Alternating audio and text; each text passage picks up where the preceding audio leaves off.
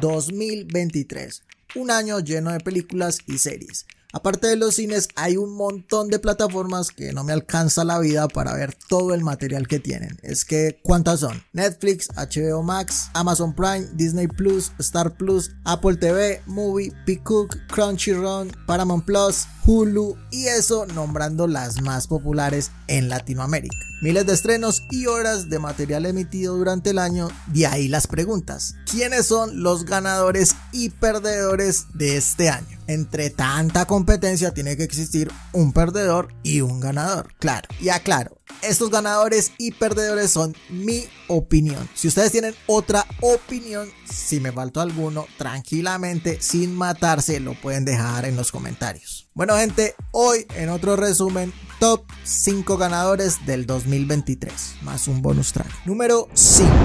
Pedro, not Pedro. Pedro. Pedro, yeah. Pedro. Yeah. Pedro. José Pedro Balmaceda Pascal. Is it really? José Pedro Balmaceda Pascal, más conocido como Pedro Pascal. Chileno, 48 años, no se dice 2023, se dice Pedro Pascal. Pedro Pascal saltó a la verdadera fama en 2015 con el papel de Oberyn Martell en Juego de Tronos. No sé si lo recuerdan. Fue uno de los personajes más carismáticos de la serie, recordado más que todo, ojo, spoiler, por cómo muere en su pelea contra la montaña. Para entender por qué el 2023 es tan importante para Pedrito, primero hay que dar contexto. Antes de su papel para Juego de Tronos, José Pedro había tenido papeles secundarios en películas de bajo presupuesto, como Hermanas, una película argentina del 2005, Pequeñas Mentiras, un drama del 2011, Bloodsucking Bastards, comedia de terror del 2015, entre otras. Y también en series, por ejemplo, Buffy, La Cazavampiros, La Ley y el Orden, CSI o CSI para los bilingües, The Mentalist y un montón más en pequeños papeles. Seamos sinceros, a Pedrito lo conocían en Chile y me estoy arriesgando. Pero después de que la montaña le aplastara la cabeza en Juego de Tronos, el nivel de las producciones cambió. Veamos. En el 2015 Narcos le dio el reconocimiento mundial como actor principal, o sea, lo terminó de poner en el mapa. Antes de que le dieran el papel principal para The Mandalorian en 2019, tuvo apariciones en La Gran Muralla, Kingsman, la segunda, El Justiciero 2, la de Denzel Washington, protagonizó El Prospecto, película que nadie vio de ciencia ficción que pueden ver en Netflix, y Triple Frontera, película exclusiva de Netflix, coprotagonizada por Ben Affleck y Oscar Isaac. Su amigo, amante, amor de su vida, mejores amigos, lo que quieran. ¿Notan la diferencia de producciones? Y bueno, en The Mandalorian no se le ve la cara casi nunca, pero es el protagonista. Y es una producción de una de las franquicias más grandes de la historia, y tiene buena crítica.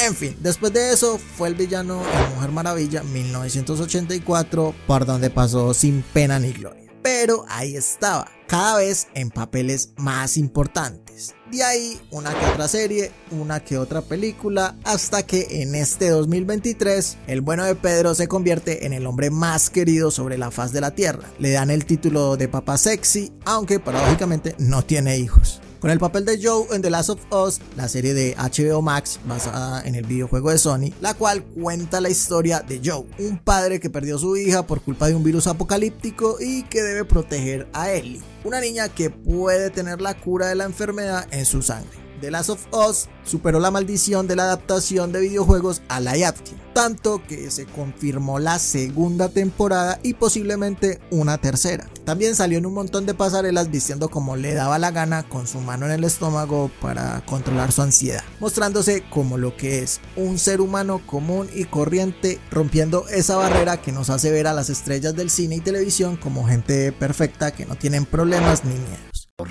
Chale, ni que estuviera tan carita. ¿Bromeas? Es un papucho.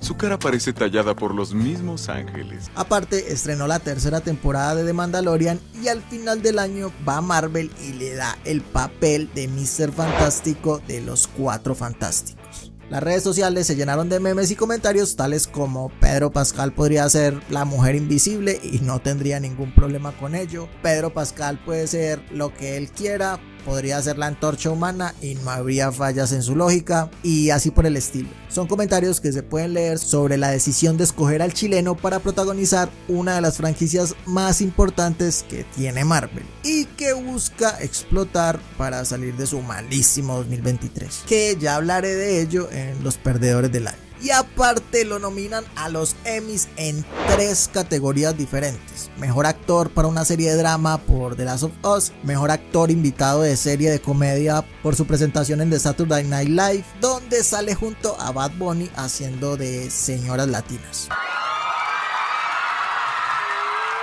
Mi hijo does not have depression. Y en la categoría de narrador destacado del documental Patagonia, la vida en el fin del mundo, que pueden ver en Prime Video. ¿Qué le espera a Pedrito Pascal en el futuro? Bueno, de momento un papel en la secuela de Gladiador, aún sin confirmar, ser uno de los actores principales de Marvel para los próximos años, que esperemos no sea demasiado tarde para estar en el cine de superhéroes, y continuar con su papel de Joe en The Last of Us. Pero Pascal puede ser lo que quiera, hasta podría ser Mario, como lo hizo en una parodia en un pequeño corto para el mismo programa, Saturday Night Live, que de hecho quedó mejor que el live action de Mario de los 90, que por cierto resumí en el canal. Y hablando de Mario, hablemos de otro ganador del año. Flashy. It's what I grew up with.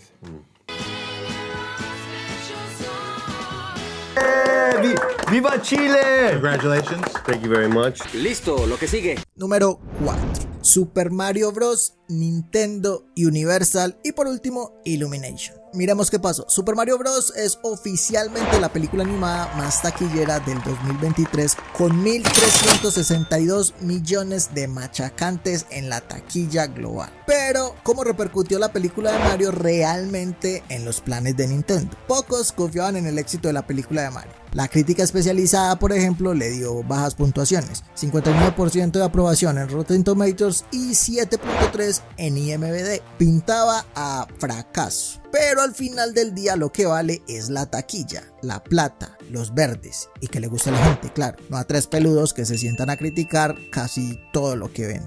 Para eso hablemos de algunos números de Super Mario. En Estados Unidos, su mayor mercado, se tiró una taquilla de 575 millones de dólares, casi el total de todas las películas de Disney. Creo que estás exagerando. Bueno, sí, un poco exagerado, pero sí fue más que la taquilla global de La Sirenita, Elemental, Wish, Ant-Man 3, Indiana Jones 5 y Misión Imposible 7, que no es de Disney, y muchas más. O sea, hizo más en Estados Unidos que estas películas en todo el mundo.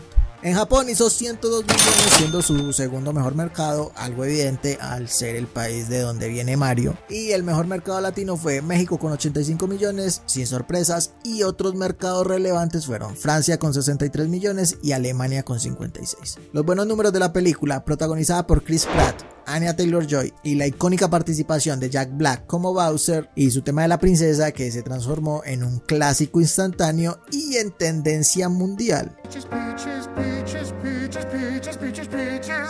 Temazo. Todo esto se convirtió en una bola de nieve de puras cosas positivas. Por ejemplo, Nintendo la sacó del estadio, logró un taquillazo mundial, aumentó las ventas globales de los videojuegos de Mario en aproximadamente un 30% y se estima una venta de 6.2 millones más de unidades y de todo lo que tuviera el nombre de Mario en él, valorizando obviamente la marca. Gracias a eso, Nintendo se llenó de confianza y empezó a trabajar en llevar a más de sus franquicias exclusivas al cine. Ahora, junto a Sony, están en desarrollo de live action de La Leyenda de Zelda, otro clásico, y se buscan candidatos para Metroid.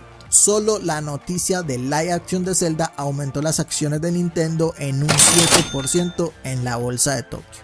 Ahora díganme si la gente no está emocionada. Como les dije, las ventas de todos los juegos de Mario aumentaron gracias al éxito de la película. Y no solo eso, Super Mario Wonder, juego lanzado este año, vendió 4.3 millones de unidades en 2 semanas. 2 semanas, convirtiéndose en el mejor lanzamiento de un juego de Super Mario de la historia. Y dato, Mario existe desde 1985, hace 38 años. Otro punto a considerar es la penetración de la marca Mario y Nintendo en mercados en los que Nintendo no llega con sus consolas. en países como India, Egipto, Rusia, Indonesia, entre otros. Por alguna razón, la Nintendo Switch o no existe o no es legal en estas partes, pero la película sí se pudo ver. ¿Cuáles son esas razones? Nunca las sabremos porque no lo investigué, temas de censura supongo yo. Y bien, ¿qué le espera a Mario y a Nintendo para los próximos años? Lo más seguro, una posible secuela, varios spin-off y sin dudarlo podemos esperar una expansión del universo de Nintendo en el cine. Metroid, Kirby, Donkey Kong, Pokémon, entre las más conocidas. Por eso y más, Mario y Nintendo y los otros que están con ellos son considerados ganadores en 2023. Listo, lo que sigue. Número 3. Taylor Swift. Taylor Allison Swift. Sí, pero porque una cantante está entre las ganadoras de un top de cosas que tienen que ver con cine. Sencillo, de Eras Tour. Y te preguntarás, ¿quién pagaría por ver un concierto en cine, en diferido? Bueno.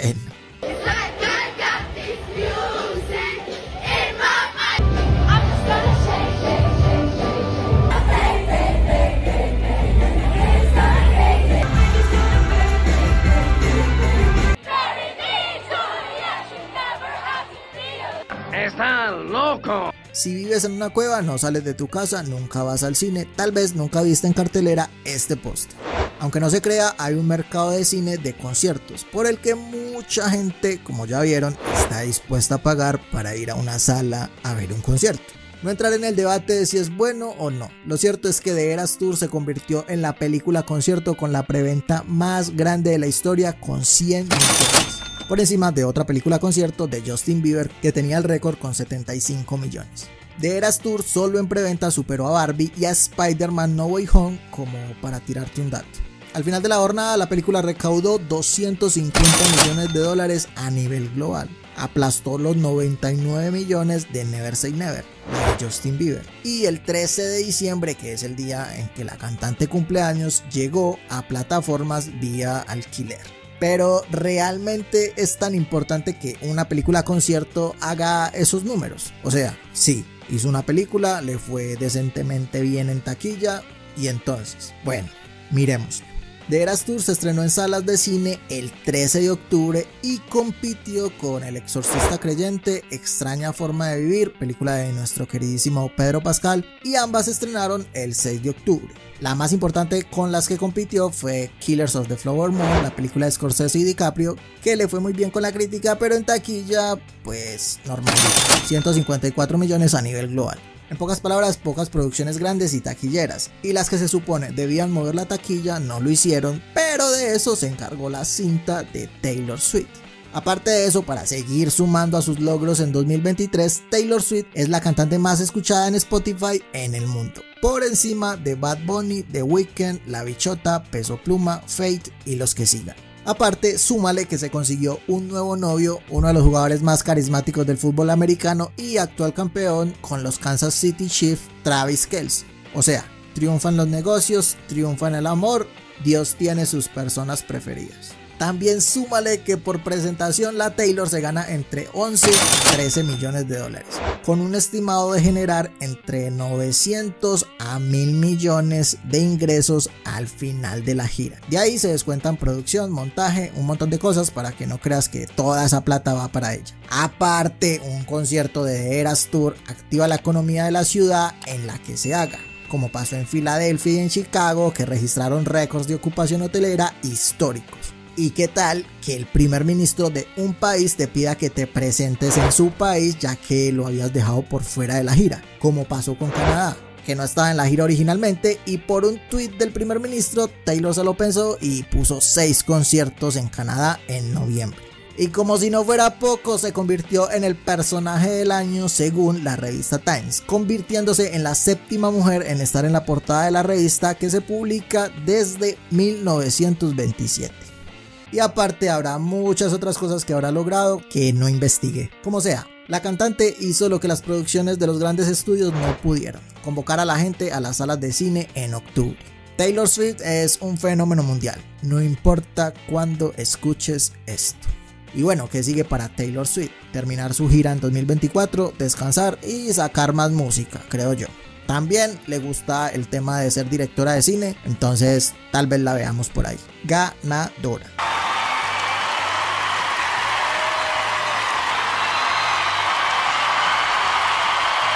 ¡Qué femenina!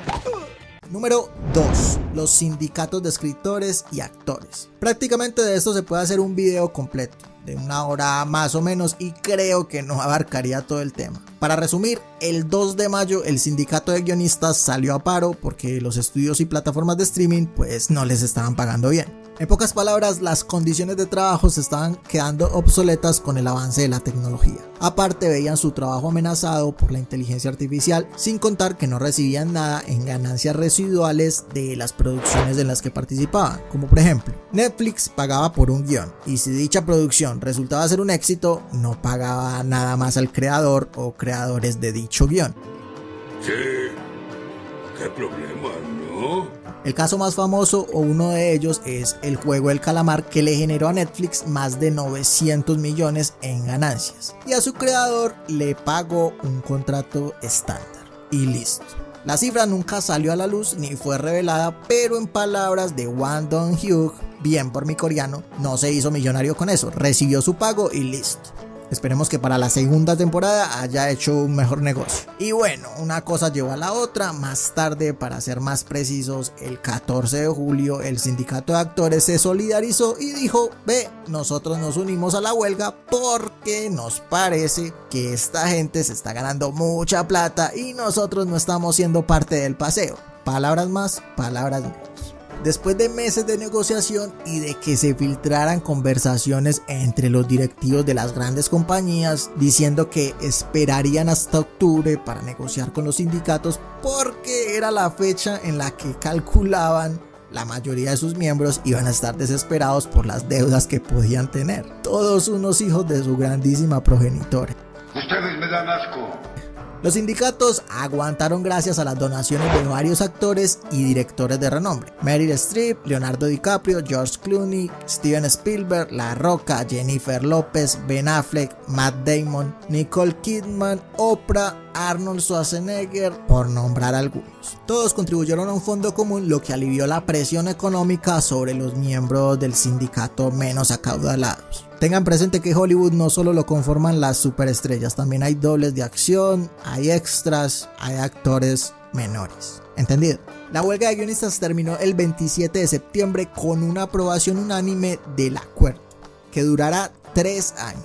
Con los actores se demoraron hasta el 9 de noviembre y también con un contrato de 3 años, pero con un 78% de votos a favor y 22% de votos en contra. Pero como es una democracia, se aprobó. Solo para dar un dato, la huelga impactó económicamente en más de 5.000 millones de dólares, no solo a la industria del cine, sino también a restaurantes, empresas de espectáculos, empresas de maquillaje y también de limpieza. Pero bien, ¿qué ganaron entonces los guionistas y los actores? Bueno, acá una pequeña lista de lo que se conoce a grandes rasgos. Los detalles no han sido revelados aún. Protección contra el uso de la inteligencia artificial en ambos casos. No se podrán usar guiones ni ningún tipo de escrito generado por inteligencia artificial, y en creación de personajes o extras a través de las imágenes creadas por la IA, estas podrán usarse previa aprobación por parte de los actores y los implicados en la producción recibirán un bono extra. Bonos por papeles protagónicos en programas o películas exitosas, mejores salarios y aumento en los pagos mínimos, algo que es muy obvio, pero que tiene su impacto cuando se miran los contratos de los actores con papeles menores. Mejoran el pago residual de plataformas de streaming, que varía en función del éxito de la producción, tanto para guionistas como para los actores. El salario mínimo de los guionistas aumentó un 5% y aumentará 4% más en el 2024 y 3.5% para el 2025. Claro, toda acción tiene una reacción. La huelga duró casi 5 meses y muchas producciones se retrasaron. ¿Cuáles? Te preguntarás. Acá una pequeña lista. Y tomo ahí. Tengan en cuenta que no están todas. No respiren. En películas están la secuela de Gladiador, como 300 años después, Dune, segunda parte, Blade, la de Marvel, Deadpool 3, Kraven el Cazador, que se iba a estrenar en octubre y pasa al 2024, Beetlejuice 2, que ya la 1 tengo resumen en el canal, El Conjuro 4, el live action de Lilo y Stitch, Misión Imposible 7 segunda parte que pasó al 2025, todas las fechas de las producciones de Marvel, Avengers 4 y 5, Los Cuatro Fantásticos, Thunderbolts, Sonic 3, la de Superman que reinicia el universo de DC y Venom 3. En series tenemos Sandman, la temporada 2, Daredevil Born Again, Andor, temporada 2, Ironheart, Several, temporada 2, The Last of Us, la temporada 2, Stranger Things, la temporada 5, Euphoria, la 3, Emily en París, temporada 4, The White Lotus, temporada 3, El Señor de los Anillos, Los Anillos del Poder, la temporada 2, The Boys, temporada 4, Wednesday, la 2 y Yellow Jacket, temporada 3. No son todas, pero sí las más conocidas, creo. Y por eso los sindicatos de guionistas y actores son el número 2 en los ganadores del año. Pero ¿quién será el primero? Miremos. Y tengo otros como bonus track. Esto no era parte del trato. No porque no los considere ganadores, solo no me extiendo con ellos porque creo que ya se habló mucho del tema en su momento. Y ahora sí, bonus track. Barbie y Oppenheimer. El fenómeno Barbieheimer solo tuvo un pequeño problema de hate en Japón porque algún community manager le dio por postear en la cuenta de Twitter japonesa de Warner a Barbie y de fondo la bomba atómica explotando. ¡Demonios, Gum! ¡Eres realmente un genio! De seguro esa persona no sabe mucho de historia y de seguro ya tiene otro trabajo. De resto, el intento de Warner de arruinar el estreno de Oppenheimer en venganza contra Christopher Nolan por dejar la compañía y firmar con Universal no salió precisamente como se lo pensaron. O bueno, por lo menos ese es el chisme. Ambas producciones eran tan esperadas que se potenciaron una de otra. Más Oppenheimer de Barbie que Barbie de Oppenheimer, creo. Y más que todo por su campaña publicitaria. Barbie se convirtió en la película más taquillera del año con 1.440 millones de dólares. Margot Robbie se forró al no ser solo la protagonista, también al ser una de las productoras y quedarse con un porcentaje de la taquilla. Por su parte, Oppenheimer fue alabada por la crítica. Cillian Murphy o Cillian Murphy, no sé cómo se pronuncia, la rompió. Christopher Nolan nunca decepciona y se convirtió en el biopic más taquillero de la historia, superando a Bohemian Rhapsody, el biopic de Freddie Mercury. Que como dato curioso que te tiro, Rami Malek, que interpretó al vocalista de Queen, también actúa en Oppenheimer. Qué interesante.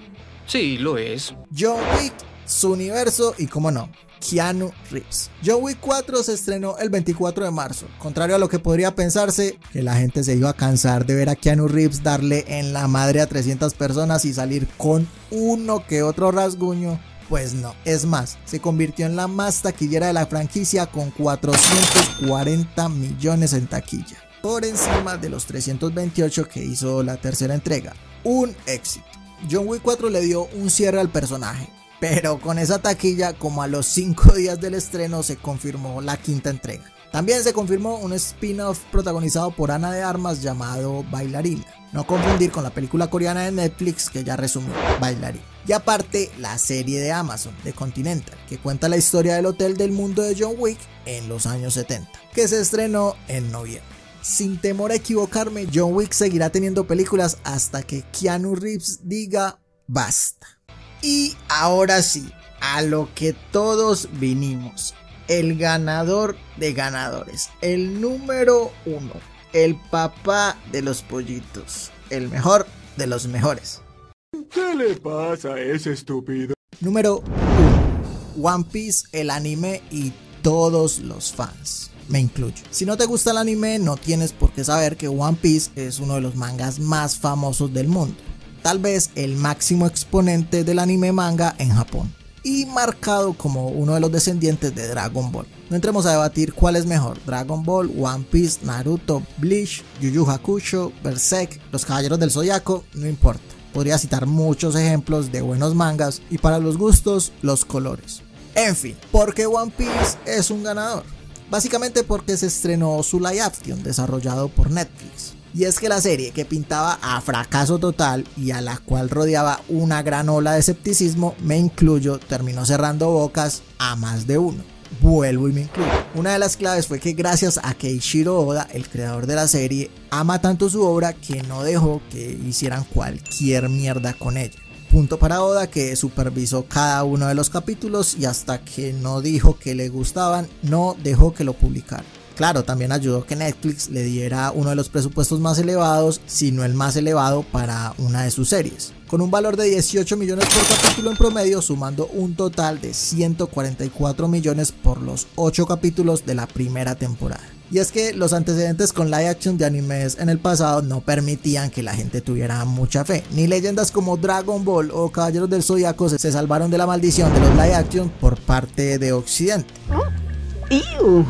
O la adaptación de Death Note que hizo Netflix en 2017. O bueno, en defensa de Netflix, ellos no la hicieron, solo se encargaron de distribuirla. Hay que echarle la culpa a estos tres. Y muchos dirán, ¿existen buenas adaptaciones de un manga anime a live action? Sí, las hay. Pero el paradigma que rompe One Piece es que no solo estaba dirigido a Oriente. Este es un producto global, con actores de todas partes del mundo. Iñaki Godoy, por ejemplo, que da la vida a Luffy en la serie, es mexicano. Emily Ruth, Nami y Jacob Gibson Usopp son de Estados Unidos. Makenyu, creo que así se pronuncia, Makenyu Maeda, Zoro es japonés. Taz Skyler, que interpreta a Sanji, es español, entre otros personajes de la serie. Mucha diversidad, tal cual como es One Piece. Mucha diversidad. La buena noticia para Netflix y One Piece y cualquier fan es que la serie está confirmada para una segunda temporada. Y según sus productores quieren hacer que dure aproximadamente de 10 a 12. Sin duda material tienen, dependerá de los niveles de audiencia y de que Oda siga supervisando el trabajo que hacen con su obra. Importante. Bueno, ¿y por qué ganan los fans del anime? Fácil. Ganamos porque abre la puerta a que Occidente se anime a hacer más producciones de este tipo, a que las plataformas inviertan en proyectos que antes pintaban muy arriesgados y desarrollarlos en formato de series o películas. Así como Netflix, que ahora tiene otra apuesta con Yu Yu Hakusho, el manga anime de los 90 del mismo creador de Hunter x Hunter. Aunque hay que aclarar que es una producción completamente japonesa. También está Avatar, la leyenda de Aang, no es anime, pero es una serie animada que decepcionó con la película del 2012 y ahora Netflix la trae de vuelta en una serie que estrena en enero del 2024. Y bien, ¿qué producciones podríamos esperar o se aceleró su desarrollo gracias al éxito de One Piece? Acá una pequeña lista. Una serie basada en Pokémon en la que trabaja Netflix, directamente basada en el anime. Y es independiente de la película Detective Pikachu del 2018, que también está en conversaciones para una secuela. Netflix también prepara una película en live action de My Hero Academy. Sony, por su parte, está trabajando en una película de One Punch Man, el calvo Saitama que es más fuerte que todos. Netflix lo vuelve a intentar, pero esta vez serán ellos los productores y esperan no cagarla con otra adaptación de Death Note. Y en otro de sus proyectos se les une Legendary para una película de Gundams, los robots gigantes. Amazon se une a la fiesta desarrollando un proyecto sobre Hellsing. No se sabe si será serie o película, pero esa sí que me interesa. Es mi favorito. Lionsgate tiene uno de los derechos más importantes en todas las series, los de Naruto. Y los tiene desde el 2015 para hacer un live action.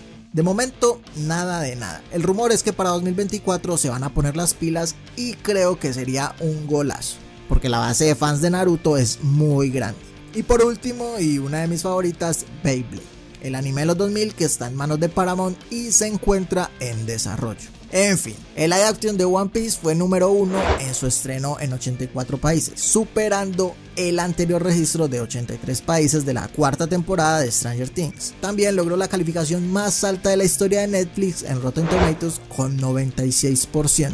En la actualidad bajó hasta el 86%. Sin duda eso animará a las demás compañías a desarrollar sus propios productos y más buscando la atención del mundo occidental donde el manga anime está tan de moda. ¿Acaso estas serán las grandes franquicias en los próximos años? Veremos. De momento, gracias Netflix por no cagarla como con Death Note, Cowboy Bebop o como hicieron otros con Dragon Ball Z Evolution o la película de Caballeros del Zodiaco que fue un fraude. Gracias por abrir muchas más puertas. Por eso y más, One Piece, el anime y los fans hacemos parte de los grandes ganadores en el 2023. Y bien, ¿qué sigue para One Piece? Según el mismo Oda, faltan 5 años para acabar el manga, cosa que dudo realmente. Una segunda temporada 100% confirmada, seguir aumentando su legado y alcanzar a más personas con la serie que no quieren ver o leer los más de 1100 capítulos que tienen tanto en manga como en anime a día de hoy. En fin, ganadores.